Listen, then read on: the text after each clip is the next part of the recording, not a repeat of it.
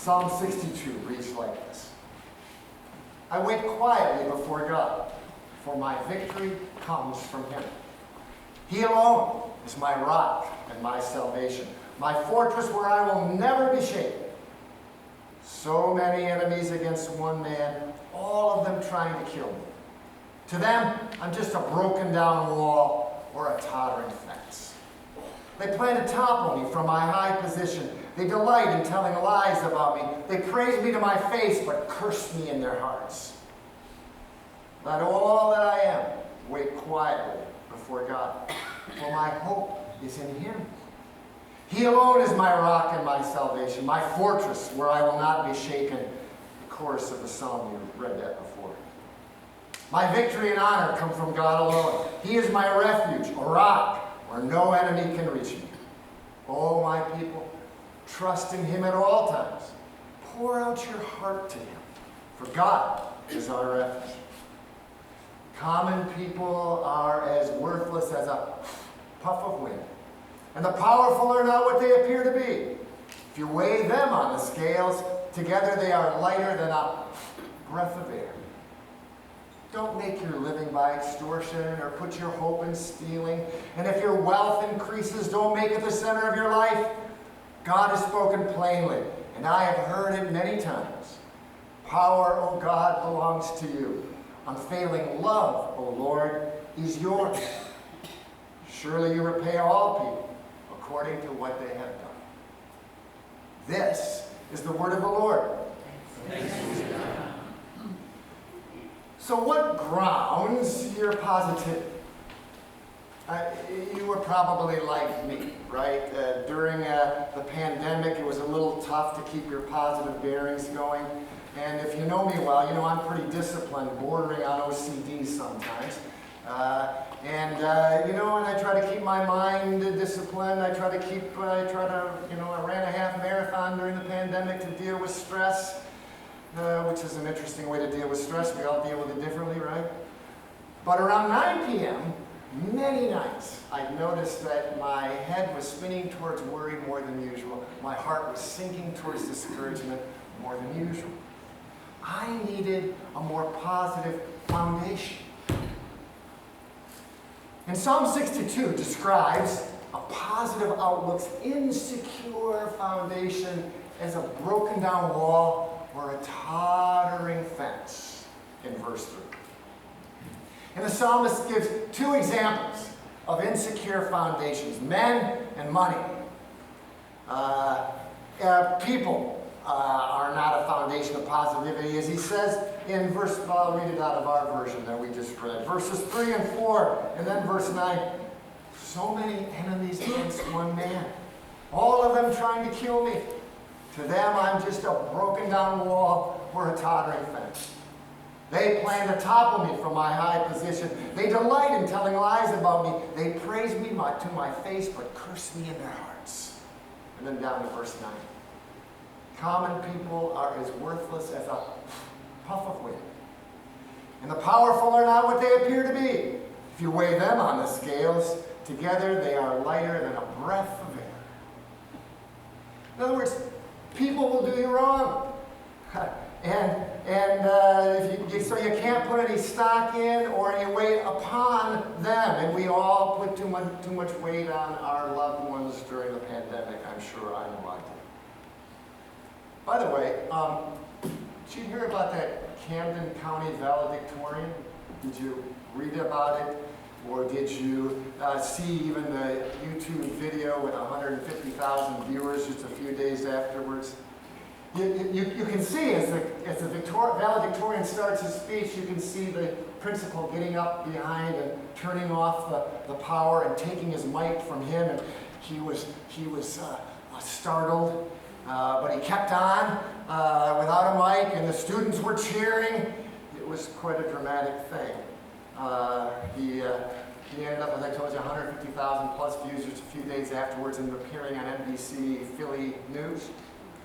Well, it turns out what had happened was there had been an approved speech. He had written a speech, and he wanted to talk about his mental health struggle as a 9th grader coming out as queer, and the administration, for whatever reason, thought that probably wasn't appropriate, him the approved speech, and he ignored it and he gave his regular speech. And I certainly get the idea of administrations having to edit valedictorian speeches, but the way the article was written, the way that the YouTube thing looked, you just naturally side with the kid, right? Until he got to his last line or two, and he's doing his best in a secular context, but he says this. If I leave you with anything, oh, by the way, the sound technician by this time had gone back up and turned the sound on and gave him his mic. I guess the principal gave up. So he's in a mic again. He says the last couple lines. If I leave you with anything, let it be belief.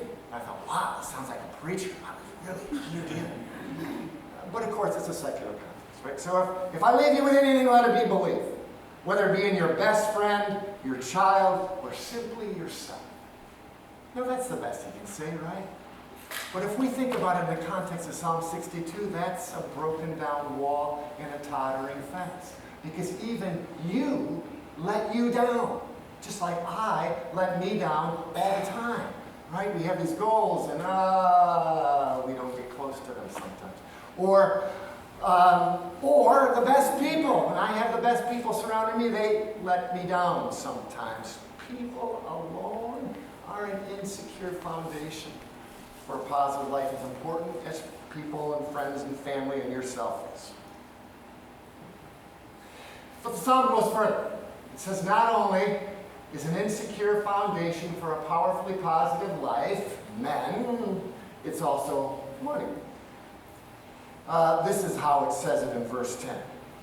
Don't make your living by extortion or put your hope in stealing. And if your wealth increases, and most of us that are blessed enough to be in the stock market saw that last year. And if your wealth increases, don't make money the center of your life.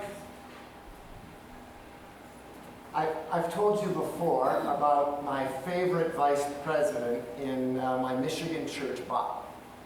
If it wasn't for Bob's financial advice, we would not have been appropriately invested in the stock market. We would not have been in 1996. We would not have been able to come here in 1999, and we would not be able to retire early in mid-September of 2021. Bob helped us, set us up, gave us great advice. And he was a great vice president. He's the best that church had. But I didn't know until last year that along about 1999, money became the center of his life. And Bob is sitting in jail today because he set up the Holland, Michigan equivalent of a Bernie Madoff scheme and lost the church's endowment, lost the endowment out of which the family was giving very generously to the Reformed Church in America, some years balancing the entire denomination's budget, gave to many Reformed Church colleges. Their names are on Midwestern college buildings all over the place. Lost all of it through this Bernie Madoff scheme, and now he's in jail. You know, I'm thankful for the money that Bob made us, and I try to be generous with it, as I'm sure you do if you've been as fortunate as we are. But money love is not positive, the psalmist says. It'll fade away. So what is the only foundation of a powerfully positive life? Of course, it's as the book title that I'm basing this series on, the positive power of Jesus Christ. Christ is the power. As verse 2 says, for he alone is my rock and my salvation, my fortress where I will never be shaken. No tottering fence or broken down wall there. And we get that. For Jesus is eternal, right? Long after our money becomes dust, long after the people that we love the best are bones in the North Branch Cemetery, Jesus remains. And he alone has the power and the being and the personality to keep us positive. For the end of verse 11 says it this way. Power, O God, belongs to you. Unfailing love, O Lord, is yours. Jesus is almighty love. and love to keep you positive, and Almighty to keep you powerful in that positivity. Well, in Dr. Peel's, remember the power of positive thinking, the positive power of Jesus Christ was one of the last books. In that book, he told a story of one of a sturdy policeman from one of his churches. And he told the story of how Bob, the policeman Bob, ended up in the ditch after a 100-mile-an-hour speeding chase where he was on a motorcycle and didn't see the black ice, and brought to the hospital, and the doctor says to Bob, "You'll never walk again?" And Bob said, more or less, "Sorry, Doc, but I serve the great physician who healed the lame and is the same yesterday, today, and forever." Okay, the doctor said, let's try it together. Now, this was in a day and age where they leave you laying in a hospital bed forever and ever and ever and ever and ever. They didn't try to get you up the next day. But the next morning, Bob called his two neighbors, apparently, two sturdy, strapping guys, and they got him up on his feet, and he shuffled a few feet, and they caught him, and they put him back in bed. And they did this daily, shuffle a few feet more, until the day when Bob was able to walk out of the hospital and into his bed. And Dr. Peel said, when I watch him walk, I can't see anything different from the way anybody else walks. But he tells me he walks with pain. And he hums to himself as he walks sometimes that old hymn, "And he walks with me, and he talks with me." Because it gives him strength. Because his faith is founded in the positive power of Jesus Christ. And so can ours be. So, you and I are coming on 2 months and a week before you and I hit the fork of the road. Right? And I don't know about you, but I'm a little anxious about that. And from what I hear, sometimes some of you feel a little anxious about it too. Here's some of the things that I've had said to me just in the last few weeks. "Todd, if North Branch doesn't find a pastor like you, I don't know." And I've heard the opposite. "Todd, if North Branch finds a pastor like you, I don't know."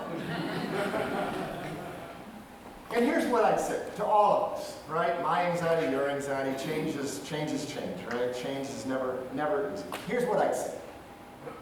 You and I need to look to Jesus. Jesus has been the positive, powerful foundation of this church for 2 centuries, and if Christ tarries 2 centuries more, will continue to be the foundation. You know, I and the interim pastor and the permanent pastor after that, he or she, we're just the under shepherds, right? To the greater shepherd, which is the one upon whom your faith depends, not upon us. And I think a lot of what Corrie ten Boom said in these days. I say it to me and I'll say it to you. You remember Corrie ten Boom, who was in the concentration camps because she hid Jews in the Netherlands in World War II? Here's what she said. If you look at the world, I've said this before, but it's good to remember. If you look at the world, you'll be distressed. Talked to a number of you recently who are distressed about what's happening in the world. If you look at the world, you'll be distressed. If you look at yourself, you'll be depressed. But if you look to Jesus, you will be at rest. That's our hope. Keep your focus, keep my focus on that which is eternal, on Jesus Christ, that powerful, positive foundation of every life. Let's pray.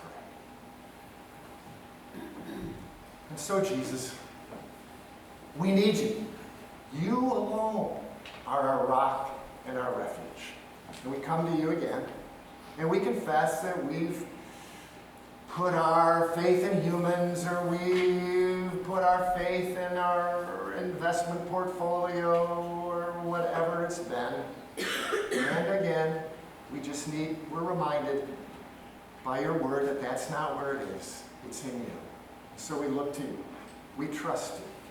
We feel your power and your love pour into us. And we commit to continue to keep our eyes on you for the glory and praise of your name. And all God's people say.